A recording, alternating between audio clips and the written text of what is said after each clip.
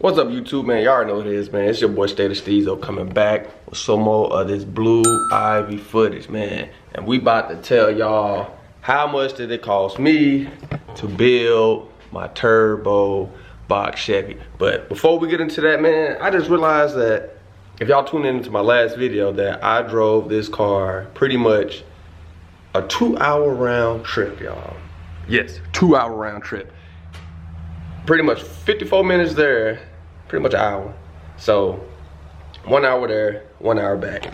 I am surprised, man, with no problems. Like, I feel like if I knew that was a 2-hour round trip, I probably wouldn't even drove the car. I probably just would have towed it there. You know what I'm saying? Because sometimes I just be down myself, you know what I'm saying, and the ability and the stuff that I do. But hey, y'all, it went there, no problems. Here it is, sitting in the garage. So that's why, man, y'all always have trust in yourself and trust in your progress, man, because you never know what you can build and never know how it comes out, man. Like I said, if this car can drive a 2-hour round trip to Noble, Oklahoma, I'm pretty sure this thing can drive all the way from here, from Oklahoma, all the way to Dallas, which is probably like a 3-hour trip with no problem.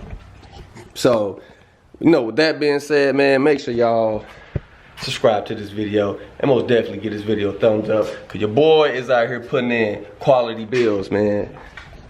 Quality build, man. Like I said, I am surprised that this thing drove 2 hours, a 2-hour round trip, man, all the way there, man. I don't even know if y'all even checked this out last time, because I did get the turbo painted blue. Some people were saying that, because this is just regular car paint, some people were saying like, man, I can't even use this because if I use car paint, it's gonna chip. But as y'all can see, it's not chipping, man. Like I said, I drove it 2 hours and this thing hasn't chipped or anything. So if you want to paint your turbo housing with car paint, as y'all can see, it's working just fine. Ain't no chipping. People been asking me about the Tahoe, why I got the wheels tucked off. Well, I took the wheels off because I am doing something different. I'm about to go. Should I tell y'all, man? Should I tell y'all? We gonna go with the off-road look with the Tahoe. I don't know if a lot of OG subscribers has been tuned in with me. Y'all probably know. I said I was only gonna keep those wheels on for a little bit. It was just like a little thing I just threw on there, and I was gonna switch it up. So I'm most definitely about to do the off-road look on the Tahoe, but it really doesn't look that bad on the stocks at all. Like, for real, it don't even look that bad. And I do have the 28s. We got them stuck off over there in the cut, y'all. So I do got the 28s. If y'all are interested in the 28s, y'all can holler at me on my Instagram, get in my DMs. We probably can work some out. It's a universal wheel, so it fits Chevy and probably Toyota, I think is what it is. But anyways, we got the wheels off, man. We doing the off-road look on there. We're probably gonna do the 24 by 12s, because the 14s, I just been hearing, man, there's a lot of wear and tear on your car over time when you're rocking those wheels, especially if you're gonna daily drive it. So I'm most definitely not trying to put some wheels on here where I had to consistently check over maintenance and everything on there. But let's get to why we came here. So let's go and get to the hot sauce. So the turbo kit on this car, I pretty much pieced it all together, because they don't make turbo kits for no box Chevy. You had to get everything custom made or piece it together like I did. So the passenger side, well, the driver's side is a hooker header.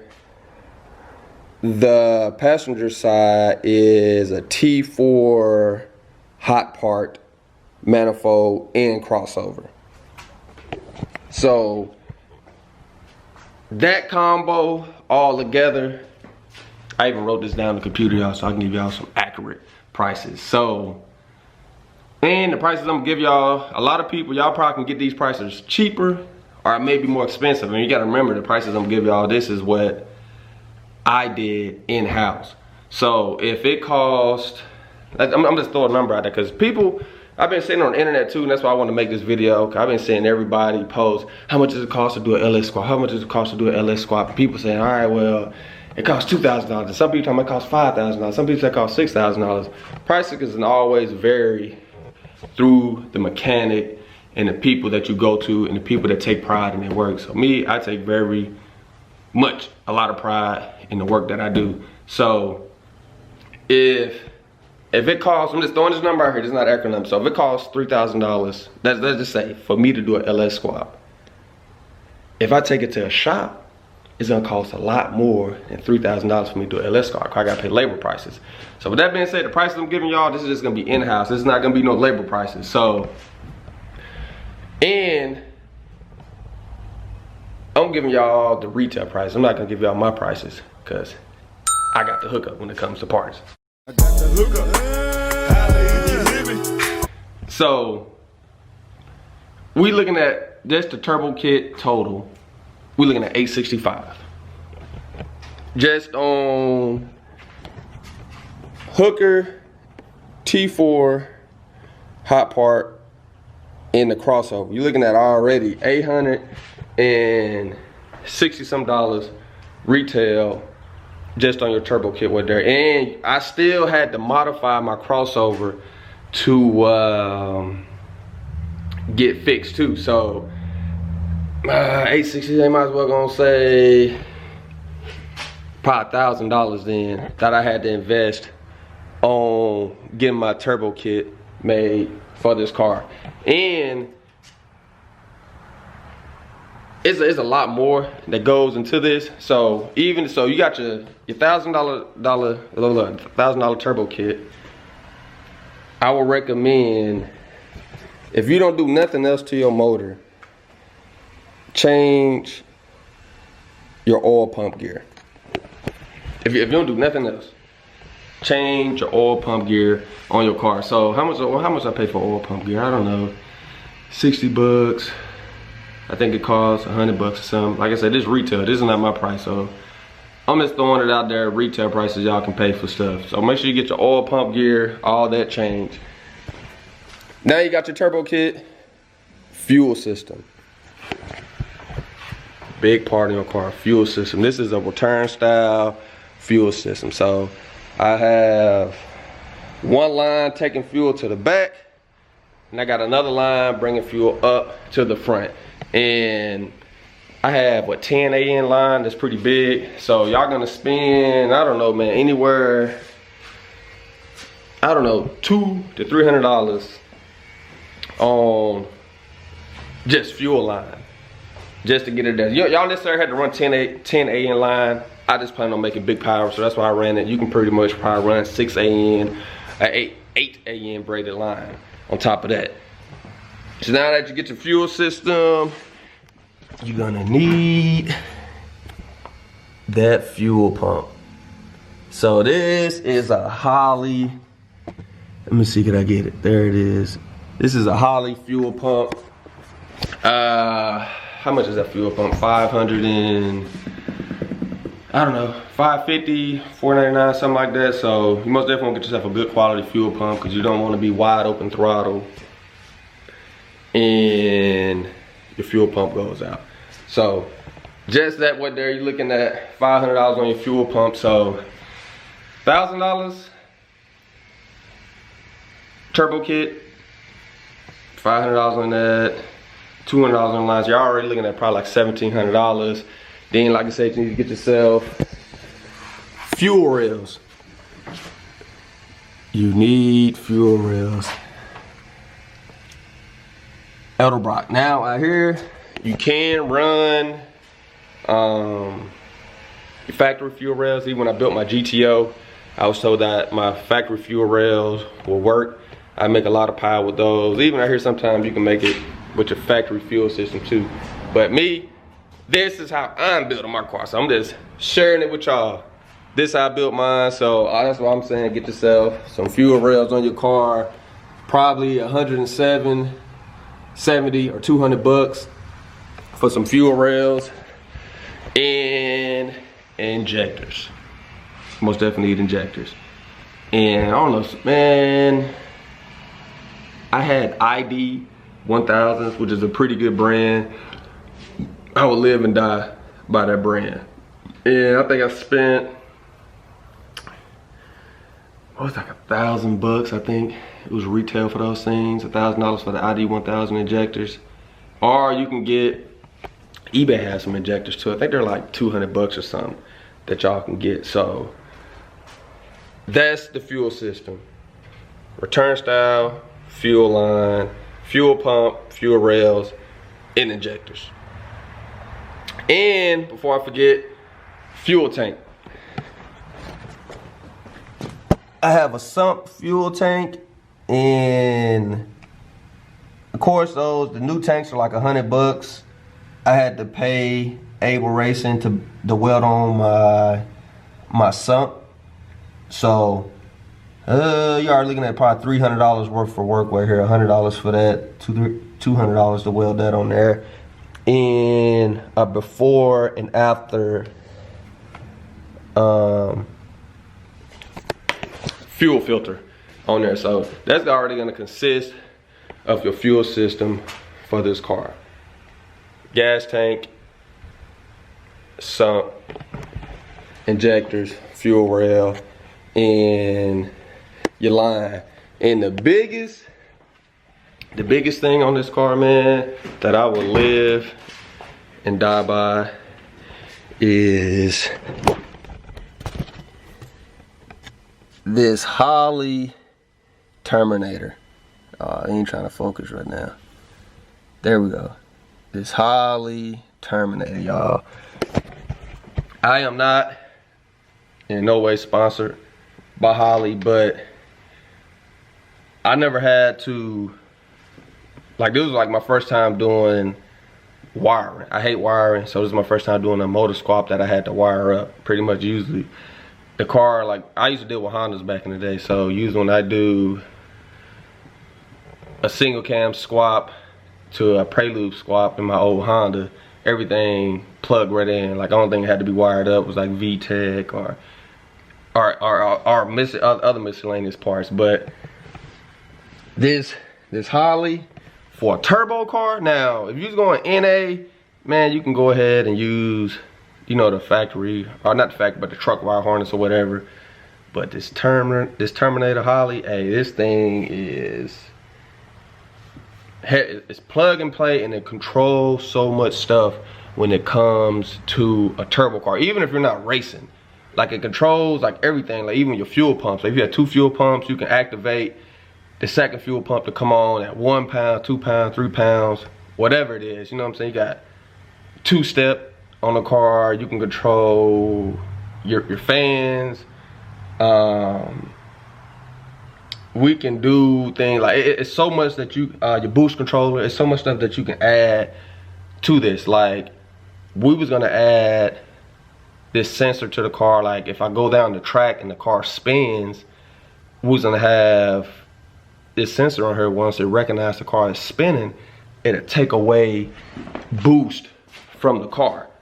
Now, I shouldn't have told y'all that, because that's a little secret, you know what I'm saying, that we had in play with this car to make sure we was gonna make clean passes down the track with no problems. But we wasn't gonna add this sensor, because you can add so much to the outputs on the Terminator.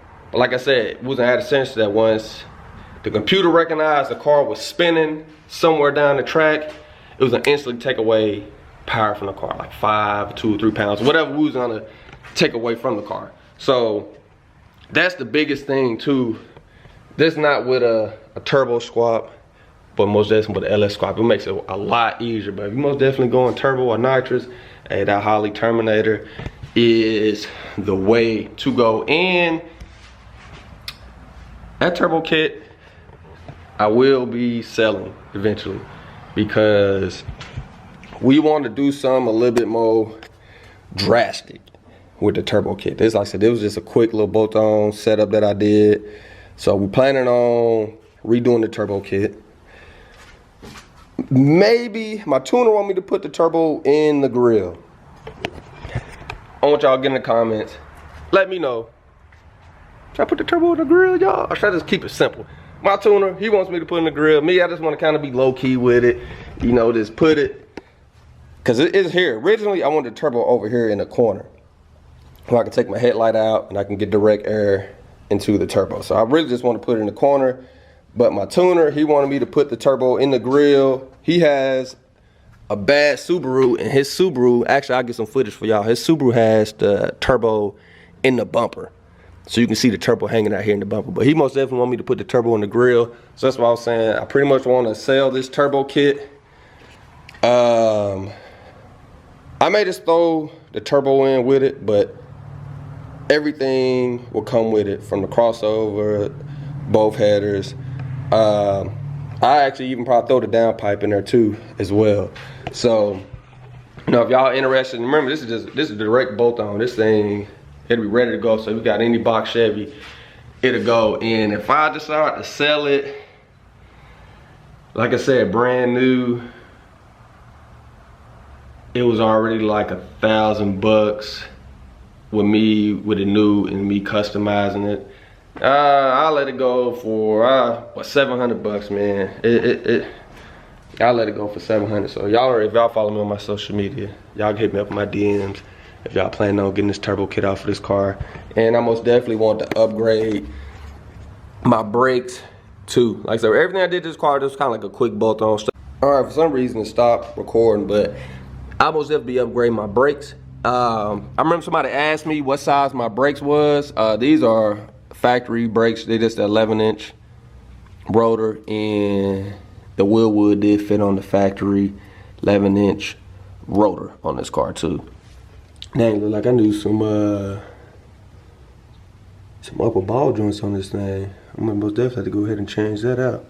But yeah, well, I'll be changing that too. And I do have an upgraded drive shaft on this car too, but that's outside of building a turbo car. But you most definitely probably want to upgrade your drive shaft too and your rear end. That's the only thing I don't have upgraded on this car. I have everything else upgraded on this car, y'all, except my rear end, man. I need Quick Performance to get on here and hook me up with a rear end, man, because I already have a stout built transmission.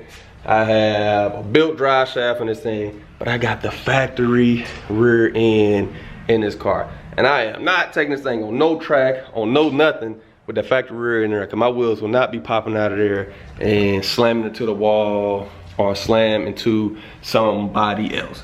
So we know what I'm saying? Like, so with all that being said, y'all, and you will need a wastegate, you will need a blow-off valve and a wastegate. So to sum everything up, once you got your fuel line, your fuel pump, your wild harness, your turbo kit, your injectors, new oil pump gear, your filters, your rails, your gas tank, fuel pressure regulator. My fuel pressure regulator, bam. I have a Holley fuel pressure regulator. I think the thing's like 187, 200 bucks, depending on, you know, what brand you go with. Y'all are looking at $3,370 just in parts to do this on your car. Now, if y'all take this to the shop, y'all most definitely probably had to double that price, or even probably triple that price for labor, because to build a turbo car most definitely ain't cheap. So $3,370 is what it costs to build a turbo car. Now, a lot of y'all may can get that cheaper, of course, with cheaper parts. That ain't the best way to always go, especially building a turbo car, because you don't want nothing blowing up or catching on fire. But that's what we'll be looking at, y'all. Like I said, I made me a whole list of everything, man, because I wanted to hook y'all up with that. So like I said, that's what y'all gonna be paying to get you to look something like this if you're doing it yourself. But y'all get in the comments, let me know, man. Y'all give this video a thumbs up if that helped y'all out, man, because this is Blue Ivy. YouTube Blue Ivy, man. So if that helped y'all out, y'all most definitely let me know, man, because I want to put it out there. I get a lot of inboxes on how did I do this, where did I get it from. I know I already dropped a lot of videos, And I know I couldn't find this type of stuff on YouTube when I first got this car. So I most definitely want to put this energy out here to help people build nice quality builds. So like I said, man, if this is your first time watching this video, make sure you subscribe, hit that thumbs up video. And if y'all OG veterans that's been watching this video, make sure y'all hit that post notification bell so y'all can always be updated on all the videos that's dropping. Peace.